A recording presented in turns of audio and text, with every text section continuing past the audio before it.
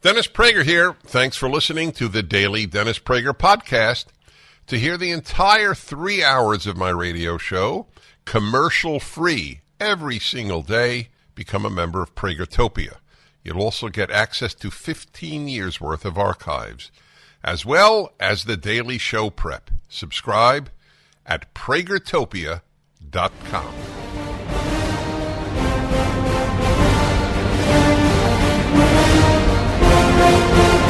Hello, everybody. Dennis Prager here. Thank you for being with me. I'm going to get to the debate in a moment. I want to tell you something I told my friend and producer. There's no greater a voice of moral clarity functioning today than Douglas Murray. In case you're not familiar with him, he has been on our show a number of times. I did a fireside chat with him for PragerU. He has done PragerU videos. Has he done more than one PragerU video? Yeah, a few. And even if I had no connection with him, I would say this. I will play for you a fair amount of his interview and some degree of debate with Piers Morgan on the BBC. Oh, not the BBC. What is Piers on? What is Sky News? What is he on? Sky News. The whole issue, as you know, if you know me at all, has been moral clarity.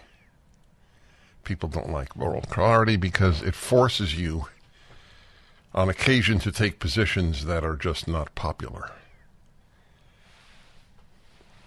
It's an interesting question for me. I always say it's an interesting question. It's one of my sayings, and I don't like to have sayings like that.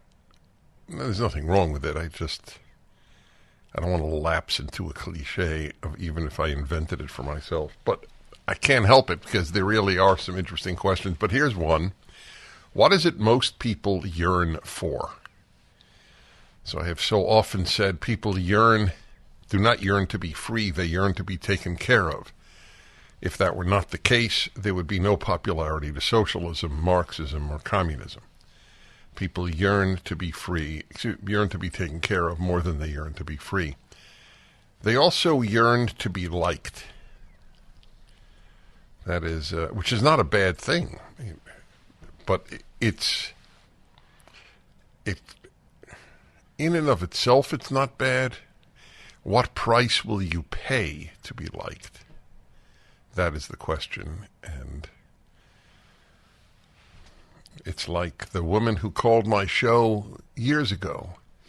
What do I tell my daughter if she writes what she believes? She's a conservative, and if she writes what she thinks in one of her papers, she will get a lower grade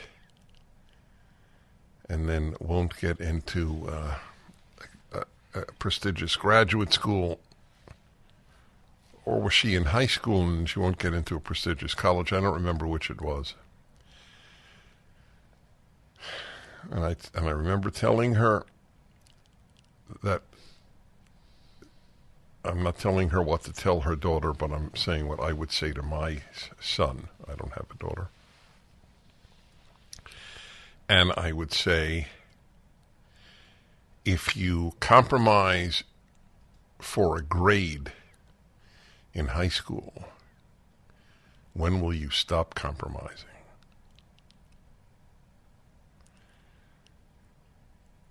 If you do X or Y to be popular, what will you not do to be popular?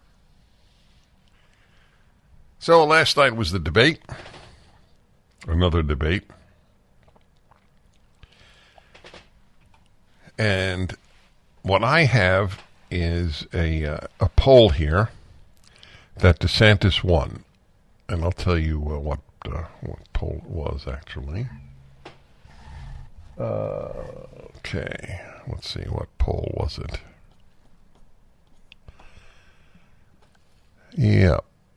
Ron DeSantis wins the battle. This is from the Daily Mail. Wins the battle with Nikki Haley Florida governor gets huge boost as Daily Mail debate poll reveals viewers rated his performance far better than his closest rival, and the majority think he is the best candidate to take on Trump.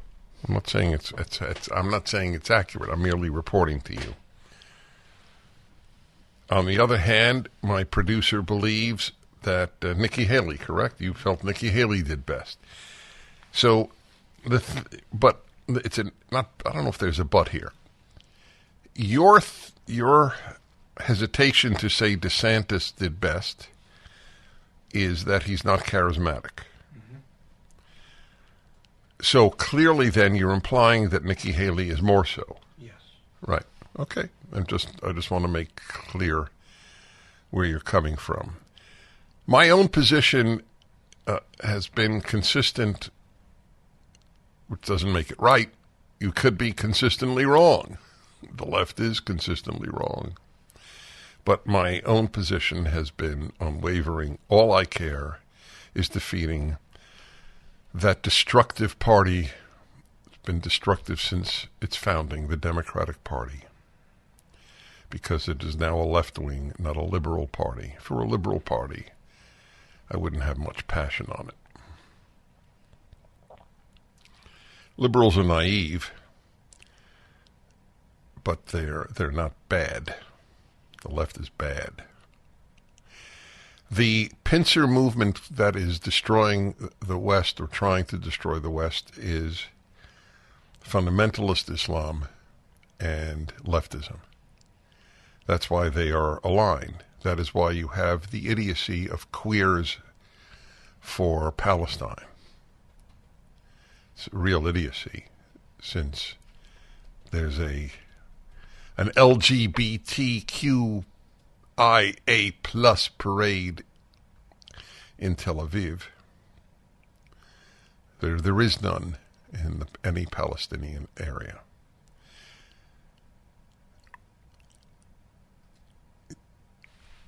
To be a gay activist and be pro-Palestinian and anti-Israel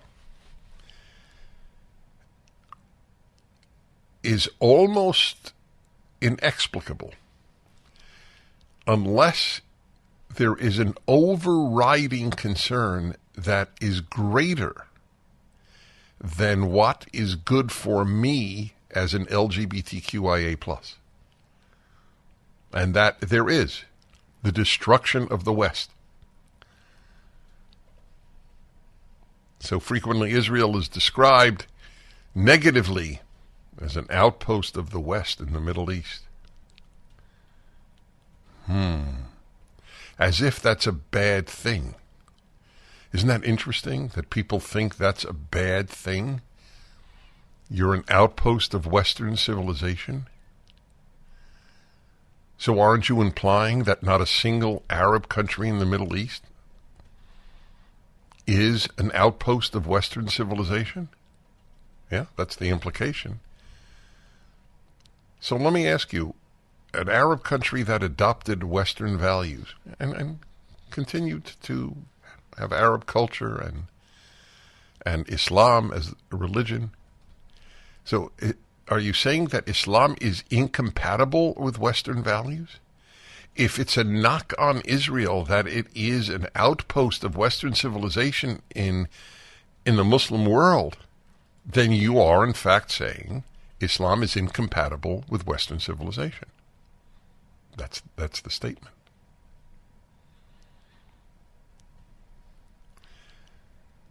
I didn't quite understand, and Vivek Ramaswamy has been at PragerU events, he's done PragerU video. He's been also on a fireside chat, and we have great affection for him. I didn't quite understand his comment to Nikki Haley that she can't, what was it? She can't criticize TikTok because her daughter used TikTok? What was the point that he was making? That when he said her daughter used TikTok? I assumed that the only possible reason for raising it is you're hypocritical. Yeah. So you can't attack TikTok if your own daughter has used TikTok or uses TikTok. Yeah. Wow. I found that odd. By the way, how does he know? I'm not saying he doesn't know. She may have be on TikTok. She may have. She may have a presence on TikTok. Yeah. Oh, I know see. that for sure. You don't know it for sure. But that's an easy way. Right. The only question is who would be the best candidate to defeat. I don't believe Joe Biden will be. I would be willing to bet. I almost never bet on the future that Joe Biden will not be the nominee. When running a business, your employees can create all kinds of interesting situations, like getting complaints because someone on the team always smells horrible. You better talk to Bambi. With Bambi, get access to your own dedicated HR manager starting at just $99 per month. They're available by phone, email, and real-time chat, so onboarding and terminations run smoothly. Team members reach peak performance, and your business stays compliant with changing HR regulations. And with Bambi's HR Autopilot, you'll automate important HR practices like setting policies, training, and feedback. Schedule your free conversation today to see how much Bambi can take off your plate. Go to Bambi.com right now and type in Dennis Prager under podcast when you sign up. Spelled Bambi.com, Bambi.com. Type in Dennis Prager. Do we have the Douglas Murray? You're working on that? Huh. Right now, pro-Palestinian and anti-Israel means that you want Israel obliterated. That's what it means. Tell me what pro-Palestinian rally has not chanted from the river to the sea, Palestine will be free, which means Israel will be no longer. They don't give you the rest of the sentence. Palestine will be free of Jews. I love when they say, "Oh, we want a one state where we don't care Jew." This is their propagandists. This is not what they actually believe, but nevertheless, Jew, Christian, Muslim will live in peace. Because Christians are doing so well in the Arab world. Jews are already gone. But how are Christians doing?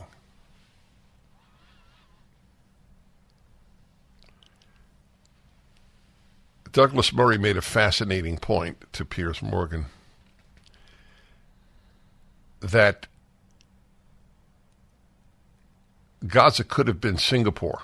That's the term he used on a couple of occasions. Oh, yeah, could have been. Had it been free and aligned with Israel and democratic and allowed the money, the staggering sums of money that have poured into that benighted area of land, they use it to murder Jews, not to help Palestinians. They slaughtered Fatah. Nobody cares. It's like I say these things, but how many people care? The record of Hezbollah, the moral record of the Iranian regime and Hezbollah and ISIS, it's like, not to mention Hamas, it doesn't matter to people. They're pro-Hamas as if it's a good group of humans. We have a recording of a Hamas monster calling up his parents, speaking to his father on his phone from Israel, gushing with pride, "I killed 10 Jews. Tell mom, I killed 10 Jews." And the father is just ecstatic. By the way, it's never Israelis. They don't even use the term almost ever. It's Jews. Oh, we're not anti-Jewish. And then the group that produces more self-hatred than any other group, Jews, have all these. I mean, it's not a gigantic group, but it's not tiny. There's a sick Orthodox group called the Ture Karta.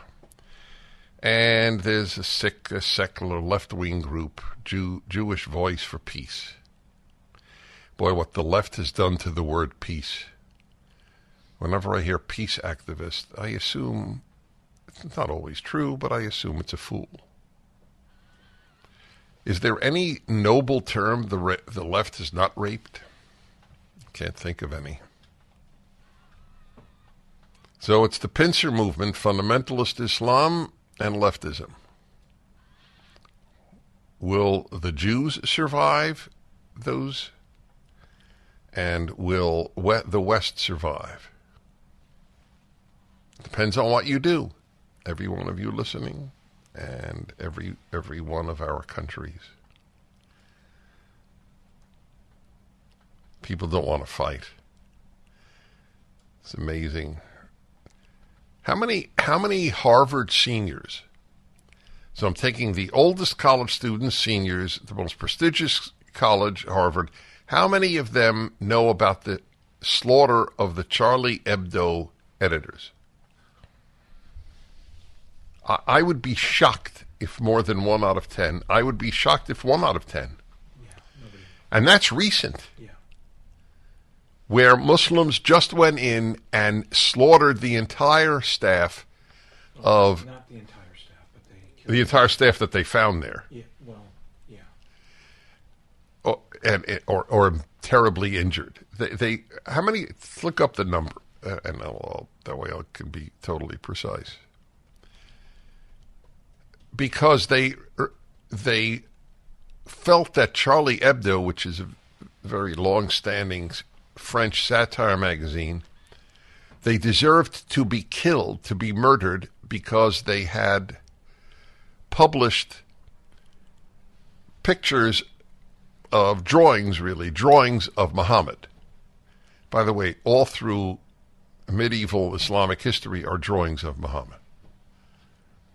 But let's say it isn't. Let us say it is forbidden for people, that Islam forbids any drawing because it's imaginary. We don't know how he looked. Any drawing of Muhammad. Why does that apply to non-Muslims? That's what I mean by fundamentalist Islam. Our laws apply to you.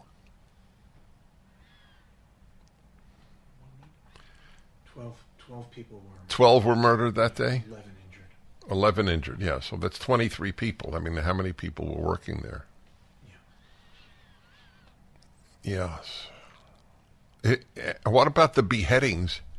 Remember the poor, were they Egyptians? They just had them kneel by the seashore and cut their throats? Remember that? Yeah, that was ISIS. That was ISIS, yeah. There doesn't seem to be any amount of atrocities committed by fundamentalist Muslims that allows people to say there might be a moral problem with fundamentalist Islam. Right? The fear of the left is Christian nationalism.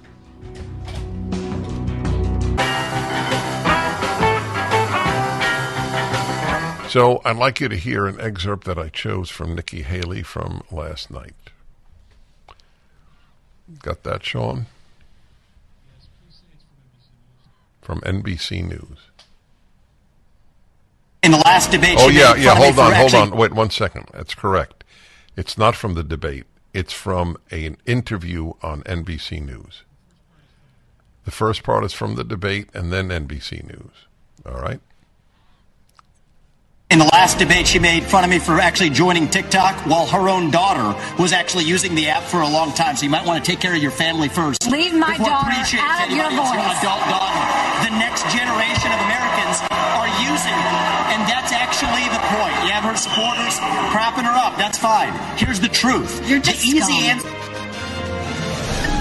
One of the more fiery moments of tonight's debate. Welcome back to our coverage of the Republican presidential debate. I'm Tom Yamas. And I'm Hallie Jackson. We've got the candidates still making their way through their spin room here in Miami. Joining us now is somebody who was one of the biggest targets of the night, former UN Ambassador Nikki Haley. Ambassador Haley, thank you for being with us here. Thanks for having me. Listen, this debate was largely focused on foreign policy, but I have to start with that moment that we just saw. We got to start with scum and these attacks from Vivek Ramaswamy against you here. Can you take a minute to just reflect on that moment, what was going through your head, and help us understand, do you dislike him? Look, I'm a mom. So the second that you go and you start saying something about my 25-year-old daughter, I'm going to get my back up. But it's not even about the personal part. There are serious differences that I have with him. You know, he doesn't think that we need to be helping Israel. He sides with Putin and thinks that Ukraine doesn't matter. He's okay with giving Taiwan to China. There's so many issues. He doesn't think America needs friends. That's dangerous. I think he has a dangerous foreign policy that we can't afford, and I think he would make America less safe. He called you Dick Cheney in 3-inch heels. Do you think that was sexist? By the way, hold on one second. I found that question so stupid. It took my breath away. This is an NBC reporter. Did you find that sexist? What is it? What does that mean? What does the word sexist mean? I really do, folks. I'm sorry. I want to analyze it to show you how sick the world of the left's ideas, how the sickest have permeated normative people. This guy may not even be a leftist. Was it sexist to say you're Dick Cheney in 3-inch heels? Why? Because it implies that women wear 3-inch heels? Wasn't he saying you're a female Dick Cheney? Isn't that what he was saying? Yeah. So maybe it's anti-trans or it's anti-non-binary. But how is it sexist? Implying that women wear 3-inch heels and men don't? Is that it? These moments are so worthy of noting the sickness. The question was deeply stupid.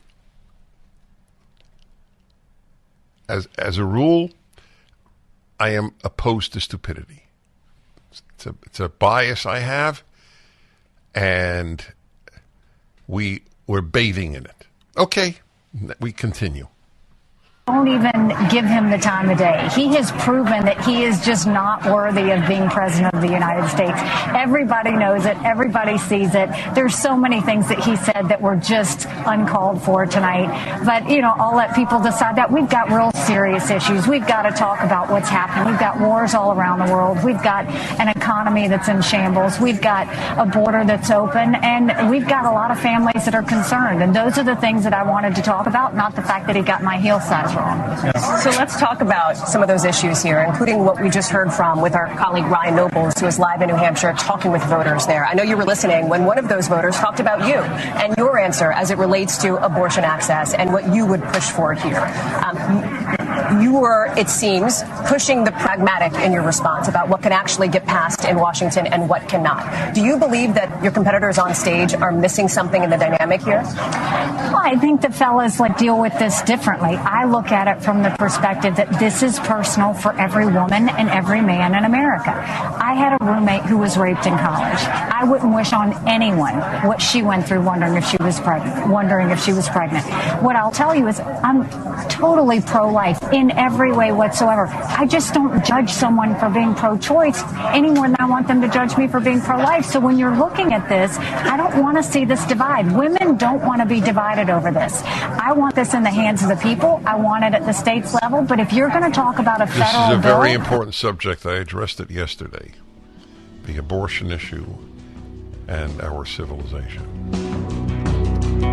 My friends, I want to tell you about one of the most influential books of my life. In fact, it's on my list of the 10 books that most influenced me. And it's just been re-released. George Gilder's Men and Marriage. George Gilder has been clear about the stakes for the family since 1974. 50 years later, the need of the hour remains. Men who take responsibility for themselves, men who love their wives, men who raise their own children, men who tackle the workforce, motivated by their family and the needs of others. Without fathers, our civilization will simply sink back into the Stone Age. We need to bring dads back, or else. Get your copy of George Gilder's classic book, Men and Marriage, today at dadsareback.com.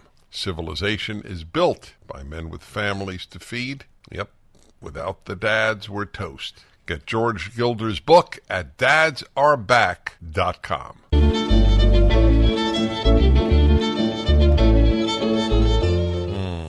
So I'm playing for you Nikki Haley on NBC News.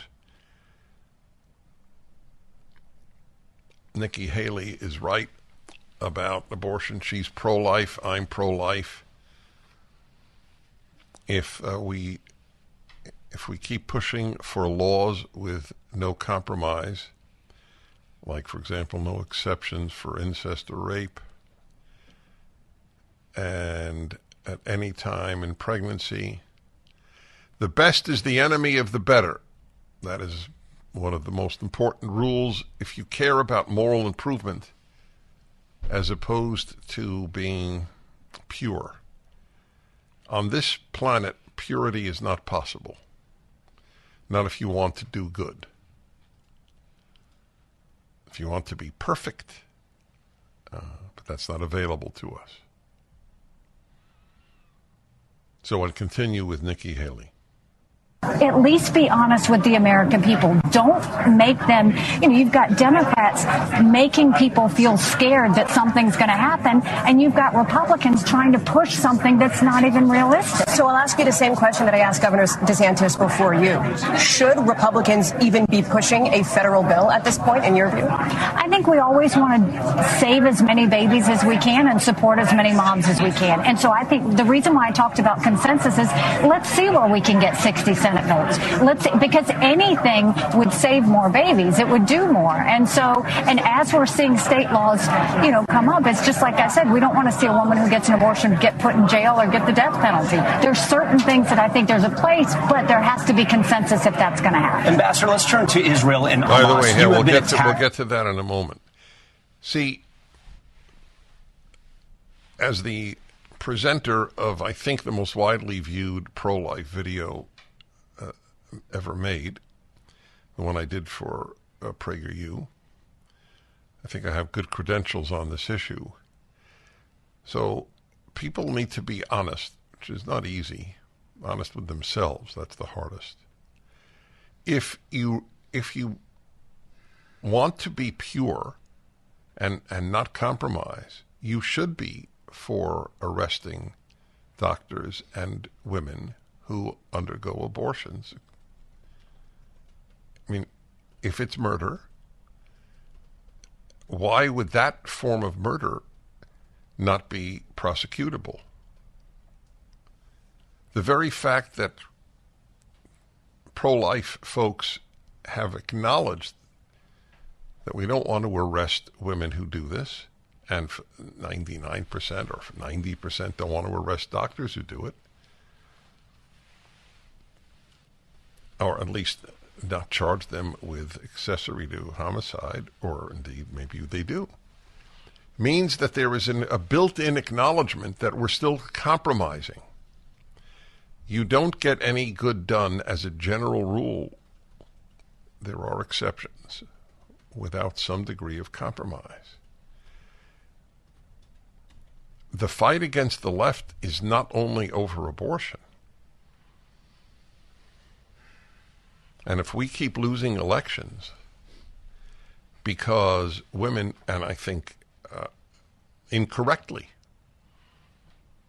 are so adamant about absolute pro-choice, even through the third trimester, I mean, that's an act of amoral fanaticism that is quite remarkable.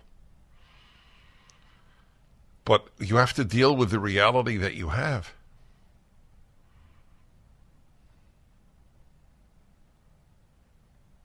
if the Democrats win, teachers' unions win, you have more drag queen story hours. That's also a moral issue to be concerned with, not only abortion. If the left wins, kids are hurt. Okay, we continue.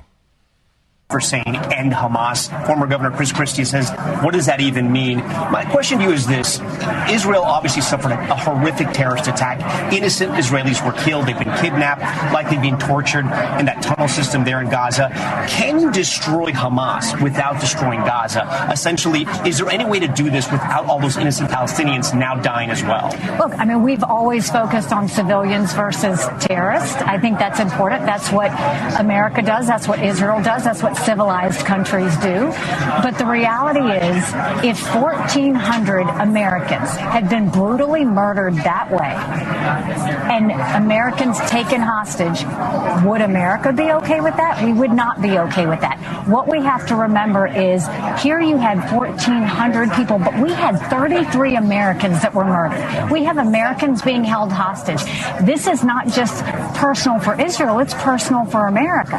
And so when you look at that, we have to eliminate Hamas. I dealt with this every day. What I can tell you is Israel is not going to do this without thinking of every single human life. The problem is Hamas does not think of every single human life. I've been in those tunnels, and those tunnels are underneath hospitals, they're underneath playgrounds, they're underneath schools, because they use women and children as human shields.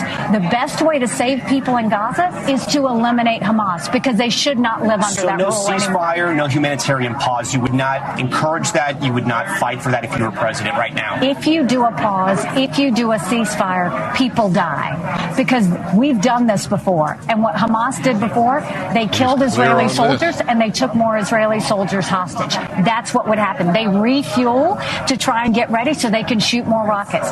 What they need to do is they need to let out every hostage they have. And we're not going to talk to them until they release every single one of those hostages. Former UN Ambassador Nikki Haley, thank you so much for your time here after this. She knows her stuff. Barack Obama, what a shameful individual. The damage he did to this country, the damage he did to black America and white America and America. His moral idiocies now, like he, sort of a plague on all their houses. You know what I have not heard, and I devour this stuff, unfortunately. I have not heard anyone say what Israel should do who opposes what Israel is doing. What should Israel do?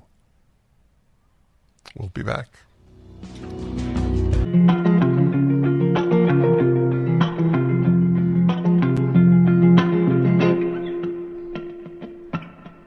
Hi, everybody. I'm Dennis Prager. Emma in Costa Rica. Hello. Hey, Dennis. It's Emma from Hayden, Idaho. My husband and I are traveling. Wait, so why does down it say? here. You're in Costa Rica. We're okay. in Costa Rica. Yeah, Costa Rica. We're traveling around here, and we went to a bakery, and it's a very international spot. And the waitress that was waiting on us, and she was very beautiful, and we were kind of talking back and forth. And I asked her where she was from, and she stalled. I said, "What's the matter?" She goes, "I don't like to tell Americans where I'm from." And I said, "Why?" She said, "I'm going to cry. You seem like such kind people, I will tell you." She said, "I'm from Israel." And I got up and hugged her. And her eyes started to tear up. And she said, "I didn't plan for this, your country, to turn their backs on us." And I told her how much I love Israel, and I pray for her every day. And she ended up crying about it. But it was just... Why does she feel that we have turned our backs on Israel? Because she finds out about all of the colleges that are, telling Jews to get up out of their seats, and the liberal media, sympathizing with Palestine and Hamas. She doesn't understand it. I don't either. I do. You do too. I know you long enough. The left is sick. They are. The left is always wrong. If it's beautiful, the left hates it. And Israel is an island of beauty in the Middle East. so they hate it. America was not an island, but a peninsula of beauty with all its flaws on earth, and they hate it. They love the bad. Bad art, bad music, bad teachers, bad schools, bad innocence in children. It is a sick world, the left. Shame on you if you're a leftist. Shame on you. What keeps me sane is the belief there is a good and judging God. Your conscience is worthless, as so many people's consciences are worthless.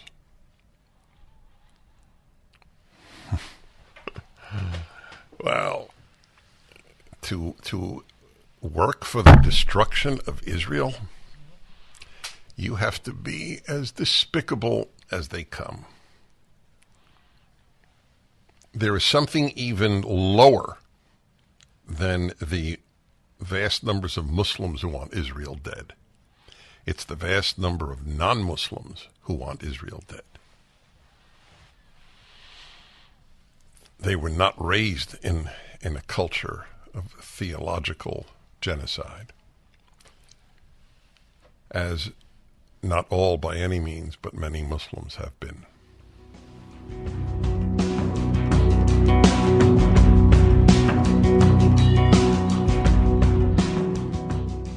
Mike Lindell has a passion to help you get the best sleep of your life. He didn't stop at the pillow. Mike also created the Giza Dream bed sheets. These sheets look and feel great, which means an even better night's sleep, which is crucial for overall health. Mike found the world's best cotton called Giza. It's ultra soft and breathable, but extremely durable. Mike's latest deal is the sale of the year. For a limited time, you'll receive 50% off the Giza Dream sheets, marking prices down as low as $29.98, depending on the size. Go to MyPillow.com, click on the radio podcasts square, and use the promo code Prager. There you'll find not only this amazing offer, but also deep discounts on all MyPillow products, including the MyPillow 2.0 mattress topper, MyPillow kitchen towel sets, and so much more. Call 800-761-6302 or go to MyPillow.com and use the promo code Prager.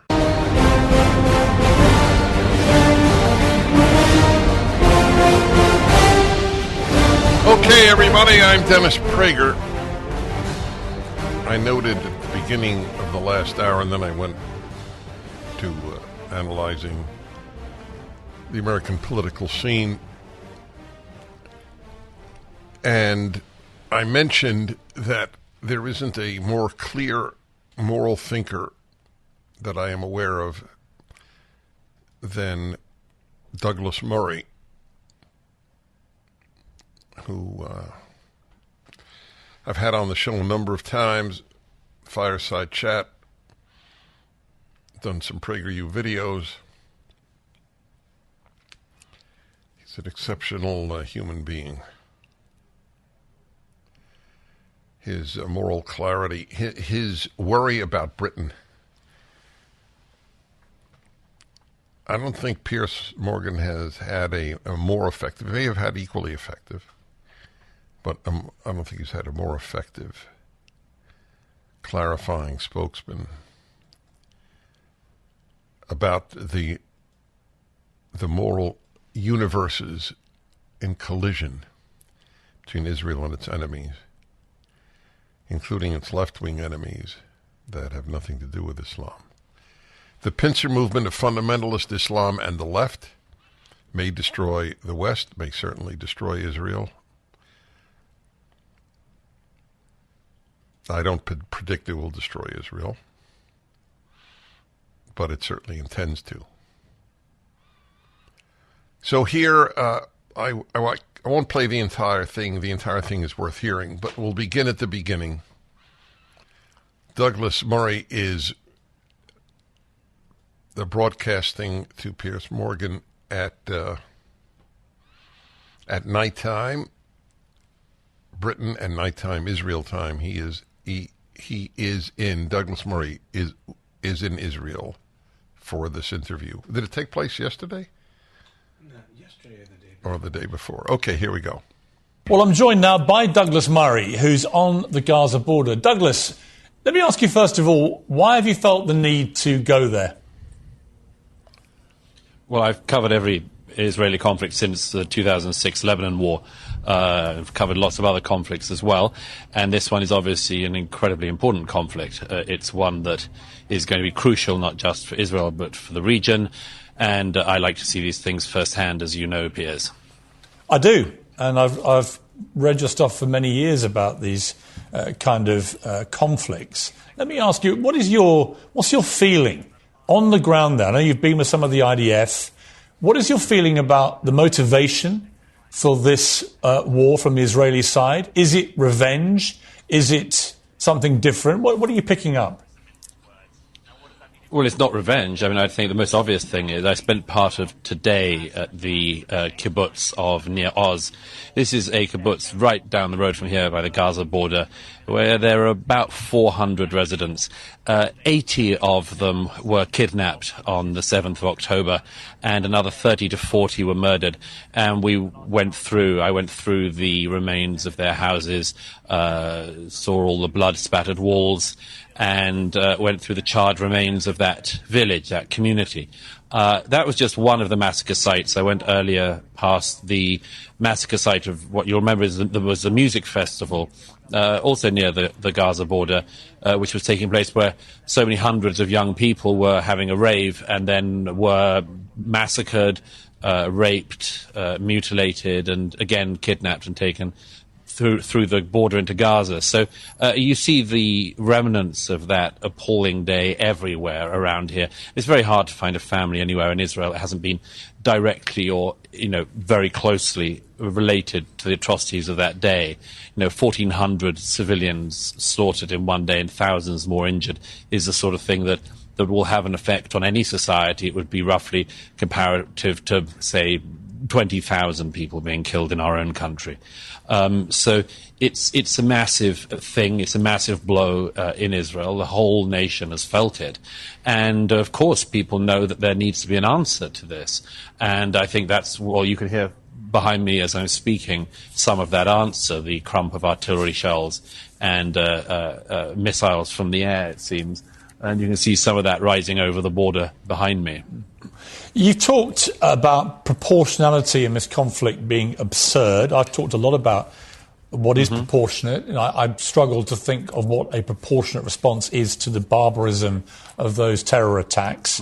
There is a view, and maybe you share this view, but there is a view, I think Ben Shapiro said this to me when I interviewed him, that there should be no limit on the response that Israel has. It's not about proportion. It's not about you kill one of us, we kill one of you. This is about a war specifically designed to eliminate Hamas, and they will do what it takes.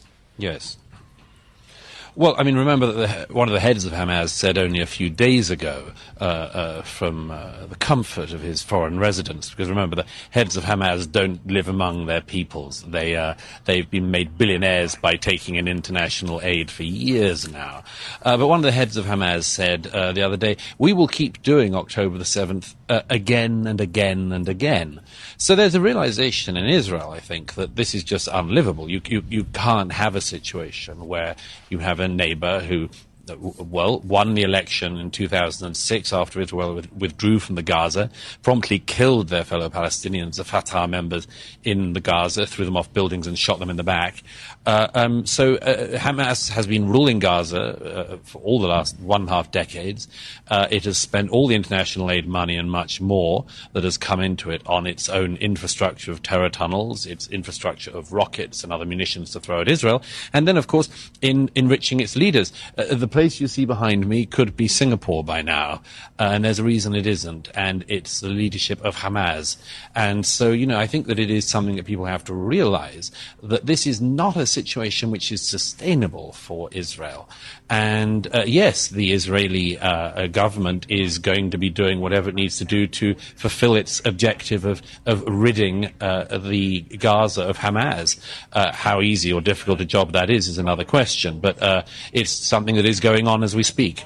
But in terms of the moral quandary which I've been feeling, and it's not about Israel wanting to eliminate Hamas, I completely agree with that mission statement. And certainly there's no chance of any peace when you have a terror group in charge of Gaza in the way that they've now completely established themselves to be, with no limits and just a desire to eradicate Israel and as many Jewish people as they can kill. So let's park that to one side. I concur with the mission statement. But it is incredibly difficult, just on a human level, to see, because we know the civilian population in Gaza is half children, to see the sheer numbers of kids who are being killed by the Israeli onslaught that's come back against Hamas. What do you feel about that on a human level? What should we all be feeling about that? The first thing is, should those deaths really be attributed to the Israeli side? We saw the other day, the BBC and other media reported that the people who were lying dead on the street on one of the main routes through Gaza was alleged to be a massacre carried out by Israelis. It turned out it wasn't the case at all. It was Hamas massacring Palestinians fleeing south, as the Israelis had recommended they do. So the question, in a way, that you ask, I would say there's an answer to, which is who exactly is responsible for these deaths? If you do, as Hamas does, decide to build bunkers and put rockets on them and then put hospitals on top of them, who exactly is responsible for that? Is it the Israelis and their response, or is it Hamas for doing that? If you do decide, as Hamas has done, to use all of these billions of dollars of international aid to build tunnels where you can hide, among other things, the kidnapped Israelis. Who's responsible for the strikes that happen as a result and any civilian deaths? Is it the Israelis or is it Hamas, who has been holding the Palestinian peoples of the Gaza hostage for the last 15 years and more? Again, I repeat this point. A lot of what has been said about this seems to suggest that Hamas has no responsibility for this. If you went into your neighbour's house, ransacked it, raped your neighbours, killed some of them, took others into captivity, and then somebody said, that's not on, I'm going to do something in retaliation to that, you would bear the cost of that. You'd bear the price for that. The Israelis have the right to respond to such an atrocity. And I'm rather surprised, or at least I'm not surprised in a way, I'm disappointed as ever by the number of commentators in the UK and elsewhere who always use times like this to say things like, we've got to this is a time for judicious voices, this is a time for calm. All right, hold on, we'll continue. Douglas Murray being interviewed. He's at the Gaza-Israel border. Yes, that point. Who is responsible for the Gazans' deaths? Israel or Hamas?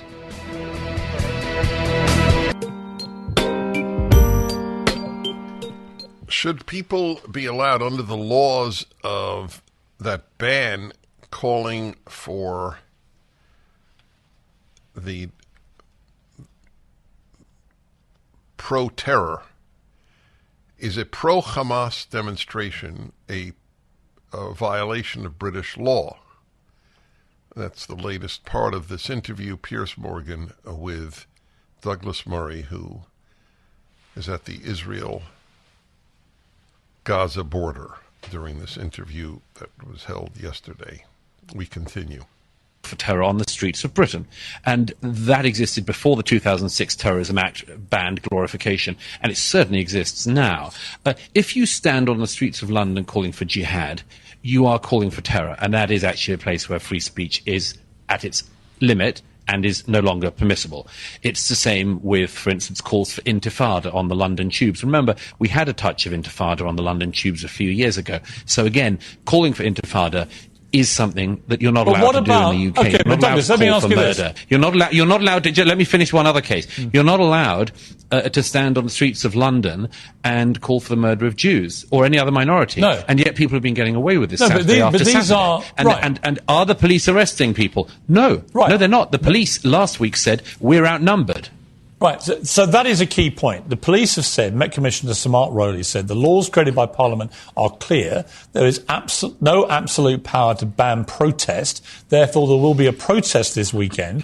But the laws are also there to stop people brazenly supporting terrorism. So if people were to use a pro-Hamas banner or chant pro-Hamas sentiment, that would be against the current law of this country, and the police should take action. That's a different issue, though. But it is, but it's not being policed. No, I understand. It's not being policed. I understand. So on that, I can agree with you. The police need to enforce the existing laws. However, there will be a large... They're not going to, because they're outnumbered. But they're outnumbered, you and I can agree that's wrong, but that shouldn't mitigate the rights... Well, don't you think that matters? Hang on, don't you think that matters? No, it does matter. That means that we have a rule of law, but it's not able to be policed. What's the point of having a law if you can't police it? Well, I agree with you, but I also think that there are a large number of those protesters who genuinely are, in their eyes, protesting for peace, and they're pro-Palestinian, and they have a view. I respected Piers. I'm not invalidating him. I don't do that.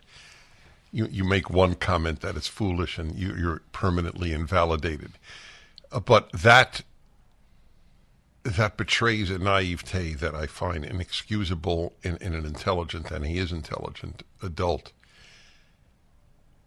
That the majority of the people protesting in pro-Palestinian, anti-Israel demonstrations are for peace. I spoke at Stanford University a number of years ago, and it was at a pro-Israel rally on campus. And a woman came over to me, and she said she's a peace activist. She doesn't agree with the way I described Israel's enemies.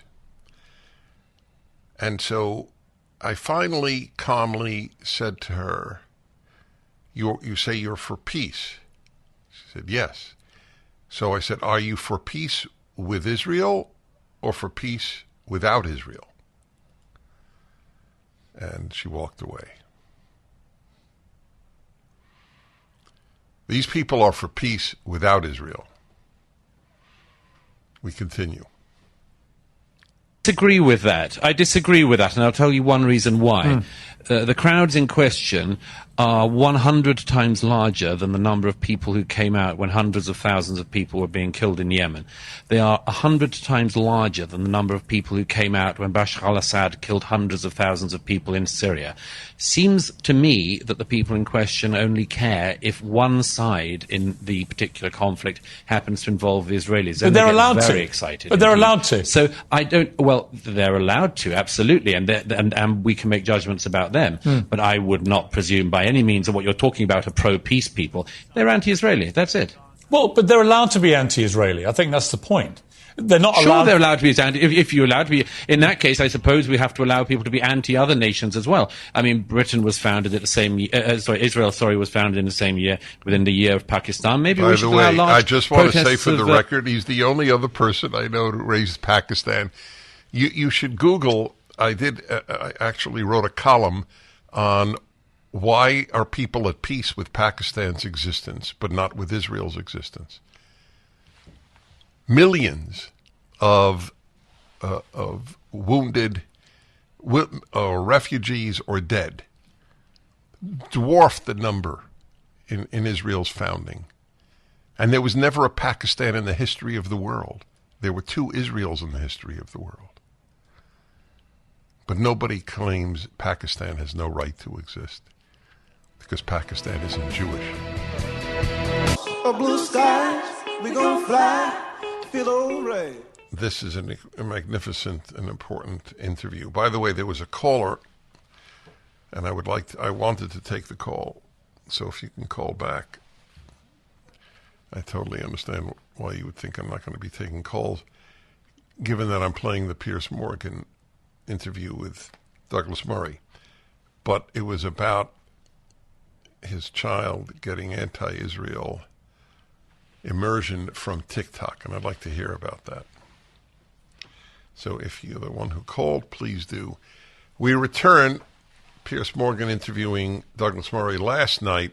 Douglas Murray is at the Israel hundreds of thousands of people to go around the streets of London protesting that Pakistan doesn't have a right to exist or a right to defend itself. Well, Maybe we should allow this. I don't think it's a good precedent whatsoever. Hang on. I don't think you have a right to say that Israel doesn't exist. If you want the extermination of all people in Israel, that is a criminal offence. However, if you are literally, as I said... Well, it doesn't seem to be a criminal offence, Piers. It doesn't seem to be a criminal offence. You and I can agree on that. I'm not disagreeing with you about...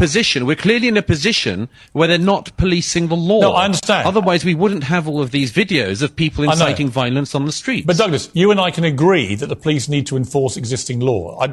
There's no dispute between us on that, and they should be doing that a lot more. But we also, I think, have to surely look at the people who are genuinely there in a non-violent manner, of which there are many. These are massive protests. I think back to the protests, for example, against Donald Trump when he came to London, against America because he was the president. We allowed that to happen. I didn't necessarily agree with them, but we allowed them to happen. I remember Madonna saying... Okay, forgive me one moment. I haven't interrupted much, but I just have to say, I don't recall that the anti-Trump protesters supported the extermination of the United States. Is that fair to say? I don't even agree with the protesters, but to link them to the pro-Palestinian demonstrations around the world, like in Sydney, Gas the Jews, or From the River to the Sea. This is their anthem. From the river to the sea, Palestine will be free. That means no Israel. Was there talk about from the Atlantic to the Pacific? We will eliminate America and Americans when people demonstrated against Donald Trump. It's an odd parallel to draw. Go ahead. A woman's march in Washington. Sure. That happened, and people accepted that. Well, but here's a very important point on that, Piers. Madonna, almost certainly, so far as I know, has no military capability behind her. So when Madonna says, "I'd like to blow up the White House," it's a piece of stupid rhetoric from a pop star. When you've just had the largest massacre of Jews since the Holocaust, and you have Hamas supporters and others marching through London calling for it to happen again, that does matter, because there is a capability. So there is a difference, isn't there? Well, there is, but I don't think that all of these protesters are pro-Hamas. And the difference is really? Artillery. Why don't we hear any anti-Hamas from any of them? Westerners think that everybody is like them. It is hard. That is why there are people who believe human nature is basically good. They're surrounded by decent people, and they assume that is the way the world works. Instead of assuming the West is an aberration, they assume everyone outside the West is just like them. We continue. Yeah, but you don't honestly think they're all pro-Hamas, these people? Yeah, they are. Well, I think that anyone who, for instance, chants things like "from the river to the sea" is in fact... Yes, but they're not all doing that. Or is criminally ignorant. Oh, well, they are. I mean, there's masses of videos of them marching past Westminster Abbey last week saying exactly that. Yeah, but they're not all doing it. Marching past the statue of Winston Churchill last week. I've watched the videos, and there are lots of people chanting and some who aren't. Okay, well, here's a challenge. Here's a challenge, Piers. If you decided to go on some kind of march, and in week one you discovered that you had the BNP along your side calling, for instance, for the murder of all black people, would you not wonder whether or not you should go on week two? And would you not drop out by about week three? That is such a superb answer. Hold on. Let me relish the brilliance of that answer. They're not all chanting Israel should be exterminated, but they're all attending marches where vast numbers of the other marchers are chanting that. Why is that not morally problematic, Piers? Continue. That's a good question. And yes, I would. But that doesn't actually... that shouldn't so we can tell something about the marchers. Well, you can say that you have a view. Your own opinion is they shouldn't be marching alongside these other people. However, they are still entitled in a free democratic country like ours. And look, I don't have absolute opinions on this. I just think it's a really interesting test of how far free speech goes. Well, and I do feel here's uncomfortable. Here's the interesting test, if I could say so. Yeah, sure. The interesting test, if I can say so, Piers, is there are limits to this, in fact. You are not allowed to glorify the murder of people on the streets of Britain. You are not allowed to be a member of a prescribed terrorist group in Britain. But I return to the point I made at the start. We allow it. I repeat, we have Hamas commanders living in the UK who take welfare in the UK and use it to commit terror. Why are they not locked up?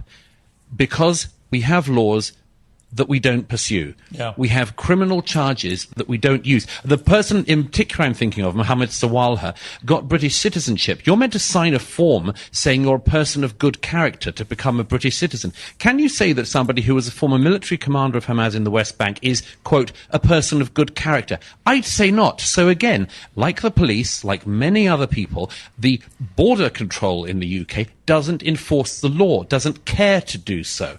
And I repeat, there is a serious problem with this in the UK. Israel, as you can see tonight, can look after itself. I wonder if Britain can say the same. Yeah, listen, I understand that point. You've also said it will have to be counted if the march goes ahead because the British public shouldn't have to put up with it. But what does that mean in reality? Yes. You're not endorsing people to go confront them, are you? No, not at all. I would suggest all that... right, we'll hear what he suggests, and the timing will be perfect. It's rare that I play such an extended interview. But the moral clarity is piercing. No pun intended. We'll be back.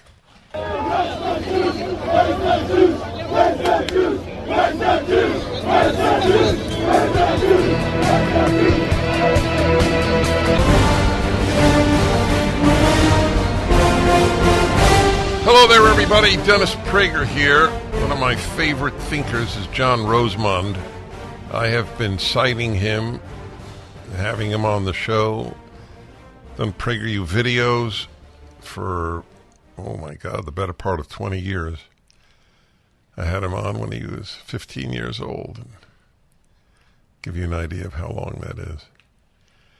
John Rosemond is a family psychologist. He is the inventor of the idea that the most important vitamin to give to a child is vitamin N. Vitamin N is the word no. There is an article in the Wall Street Journal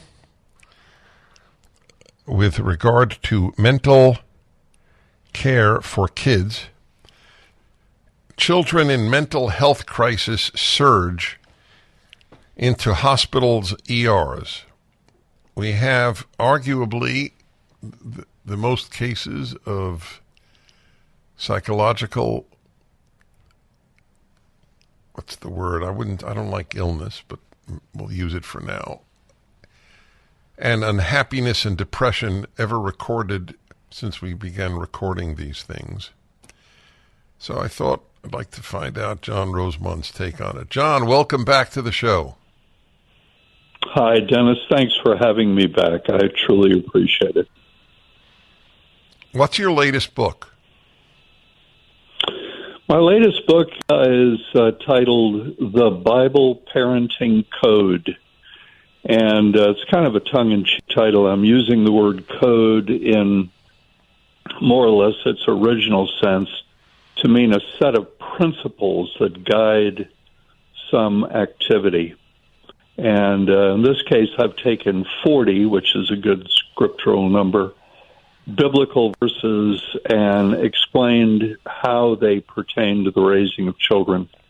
And most of the verses in question don't mention children, parents, fathers, mothers, families. They are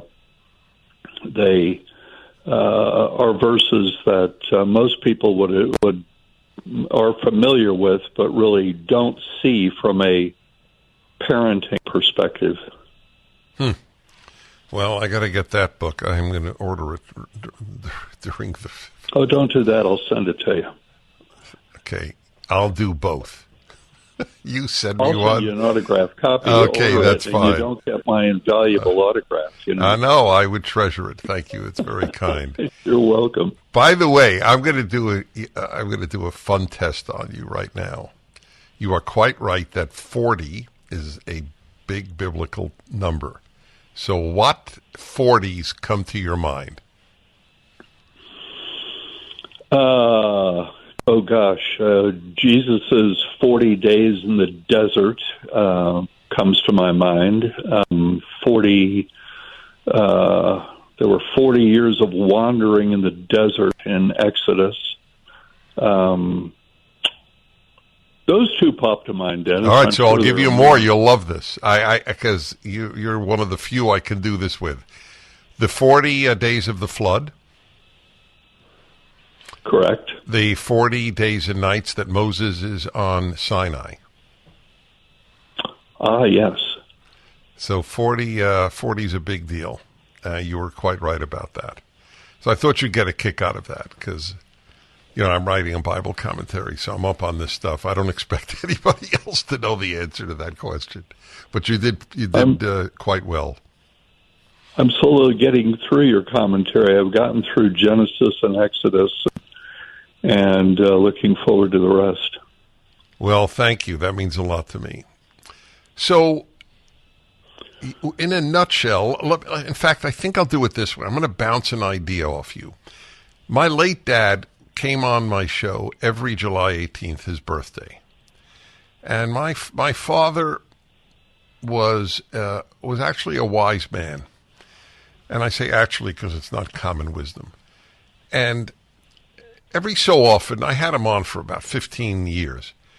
And every so often, I would ask him, so Dad, what's the biggest difference between America today and when you were a kid? And amazingly, every time he gave me the same answer. He said, today, when I was a kid, the parents ran the house. Today, kids run the house. How do you respond to that? Well, I respond to that very affirmatively. It's obvious that today's parents don't understand that their role is leadership. They have shifted into relationship mode, and that mode's very seductive. The idea that your primary obligation is to have a wonderful give and take relationship with your child. Unfortunately, people in positions of leadership, no matter the context, they can't afford to try primarily. They can't afford to aim for wonderful relationship with the people that they're charged with leading, because relationship at that level shoots leadership in the proverbial foot. And this is why today's parents are having so much difficulty, which my generation, our generation, and previous generations did not have to anywhere near this degree, with the issue of discipline, with the issue of obedience, tantrums. I tell people quite frequently that when I was a child, I never saw a child throw a tantrum. That's such an interesting point. I never saw a child belligerently refuse to follow the instruction of an adult who is in a legitimate position of authority. I never saw that. And this stuff is rampant today, and parents don't understand that they've been taking their marching orders from the wrong people. And the evidence is clear. We've been taking our marching orders from the wrong people when it comes to the raising of children. But it's hard for people to conceive that people with capital letters after their names and impressive titles don't know what they're talking about. And I'm talking about my profession, Dennis. I'm talking about psychology. Don't start me on your profession. I want to throw at you a heretical sounding, but I don't think it is heretical, response to your brilliant observation. So brilliant I wrote it down because I don't want to forget it, that parents have substituted relationship for leadership. That I can't tell you how intelligent and wise I think that is. But here's my heresy sounding Note, I think people have done that with God. They have substituted relationship for leadership. I agree. I totally agree. Wow. I'm an evangelical Christian, and the idea that Jesus is your buddy is absurd. The idea that God is your buddy is absurd. And this has trickled into all areas of society. But when it comes to children, the most significant areas of society into which it has trickled is the home and the school. Today's teachers are told in their undergraduate education programs that their job is to have a wonderful relationship. And they're graded on this by their own students at the end of the year. And so these teachers sit on pins and needles when it comes to these student evaluations, as if children, as if children are capable of understanding and properly evaluating adult behavior. But this is what's happened in the home and school, and this is why, your father said what he said, and which I thoroughly agree with. And this is why we're having this epidemic of rampant disobedience, tantrums. I mean, tantrums. Children 13, 14 years old, screaming, yelling, throwing things when their parents tell them no. Give them the vitamin you referred to earlier. It's absurd. It's ridiculous. And it speaks to a future and what's coming down the track. All right, tell it to us in a moment. John Rosemond, the magnificent child psyche you are. You are a magnificent child psychologist.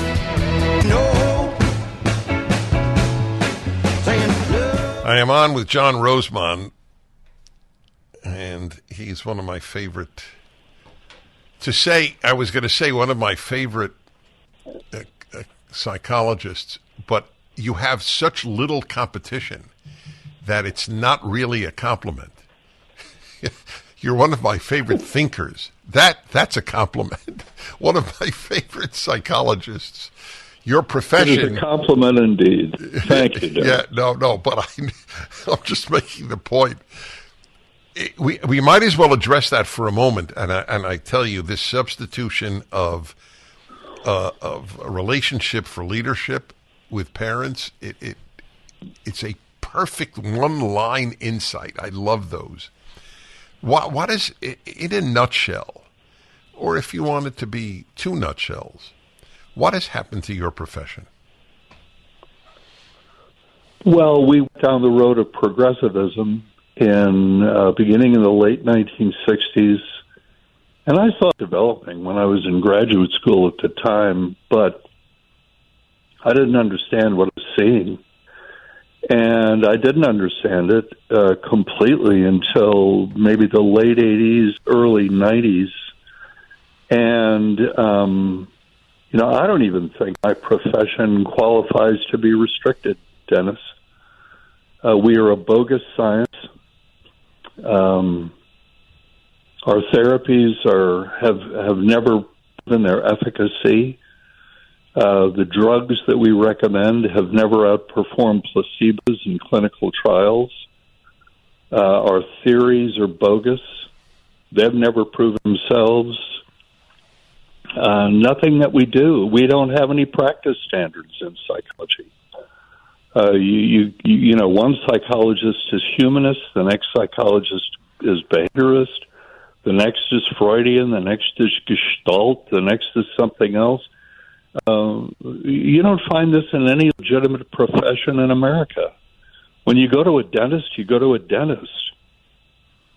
You don't go to a humanistic dentist, and down the street there's a behavioral dentist, and then there's some other sort of dentist even further down the street. You only find this in psychology. no practice standards to speak of, and the efficacy of anything we do has yet to be proven. I maintain that my profession should be investigated by states' attorneys general for disingenuous business practices, and that we further ought to be investigated for violations of the RICO Act because we're in collusion with Big Pharma. Well, that's certainly the case with psychiatry. Are psychologists allowed to prescribe now? Some psychologists in some states are allowed to prescribe certain drugs. I think California is one such state where psychologists can prescribe certain, Class A drugs. Do you remember when, I don't remember the number, it was hundreds, maybe 1,000, maybe more than 1,000 psychiatrists declared Barry Goldwater mentally ill? Yeah, I remember that in the mid-'60s, yeah. Was that 64? Probably, Yeah, because that's when he ran against Johnson. Yeah. I mean, it was the headline of the week in 1964 when he was running. And, I was only 17 years old, but I was already attuned to world affairs. And, yeah, I remember that very, very clearly. So the reason I raise it is to show how far back the deterioration of psychiatry and psychology go, because that violated every basic rule. You can't clinically judge someone until you've seen them.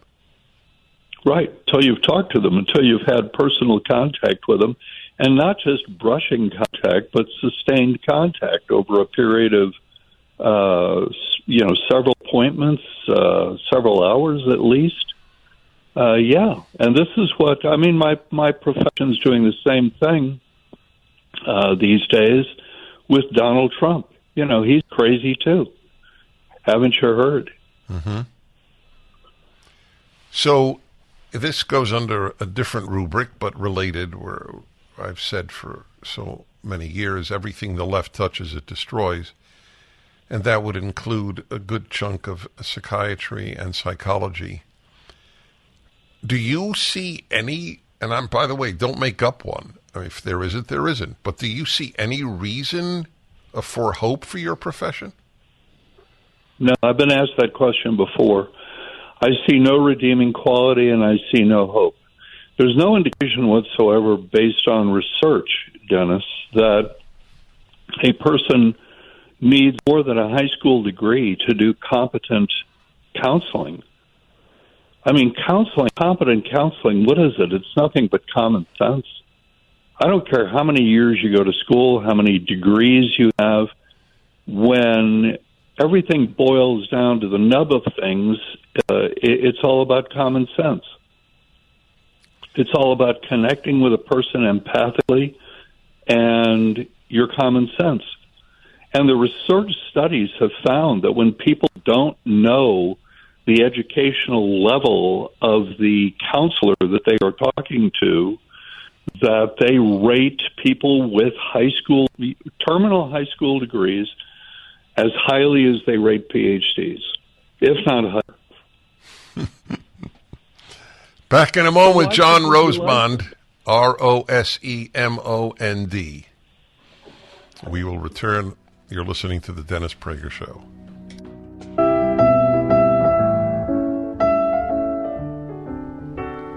The remarkable John Rosemond, psychologist, is on. He's done 2 PragerU videos, by the way. They're all free, just so you'll know. This is not an ad.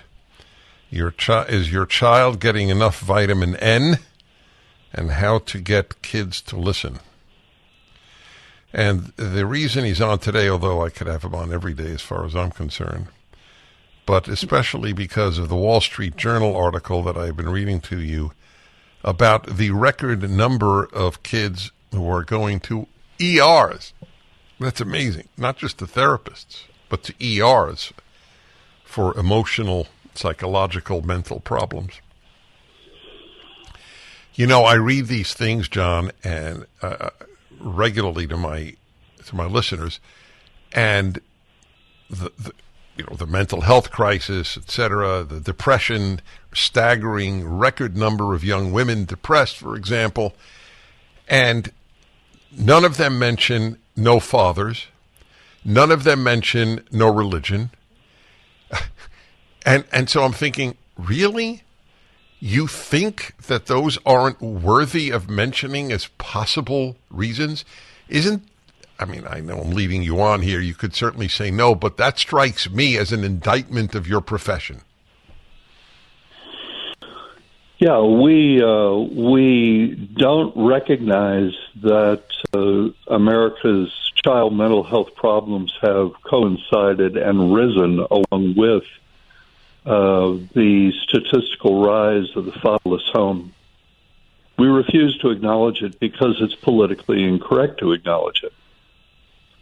That Wall Street Journal article, I read it, and I read the Wall Street Journal every morning, and it implied that the problem could be solved if we have more mental health. Yeah, that's right. That's what they always say. Right. And I just had to burst out laughing when I read it because mental health professionals caused this problem.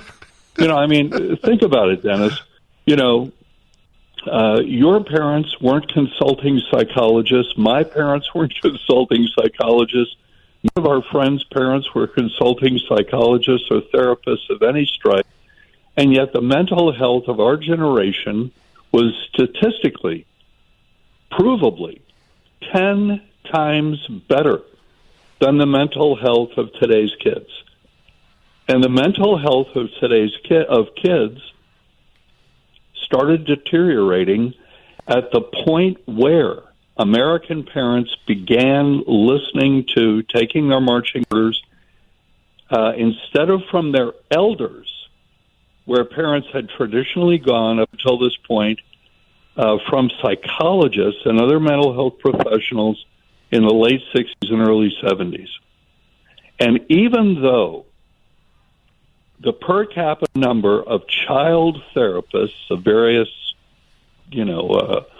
labels has increased exponentially since 1970, child mental health has deteriorated exponentially. When are we going to get it? These people fed us a pig in a poke when it came to their advice concerning child rearing, which today's parents unwittingly are adhering to. And they don't even realize that this new parenting philosophy is 50 years old. They think, parents who are in their 20s and 30s, and they have no reason to believe otherwise, that this is the way it's always been with kids. You hear this meme all the time. Raising a child is the hardest thing you'll ever do. Well, my parents would never have said that. Your parents would never have said that. And your parents, my parents, parents of that generation, on average, had probably twice the number of kids that today's parents are dealing with, and they just strode through the process, confident of the legitimacy of their authority. Going back to the whole relationship thing, instead of having a hierarchy of authority in the American family today, we have 4, 5, 6 people who are constantly struggling for the prize of who's the boss. It's crazy. Yeah, that was my father's original comment. Yeah, if we don't think that child mental health, children need unconditional love and they need unequivocal authority. And I would even argue they need that one more. I'm going to talk to you about that when we get back. John Rosemond, any one of his books will help you immensely. Dennis Prager here. Thanks for listening to the Daily Dennis Prager Podcast. To hear the entire 3 hours of my radio show, commercial-free, every single day, become a member of Pragertopia. You'll also get access to 15 years' worth of archives, as well as the daily show prep. Subscribe at pragertopia.com.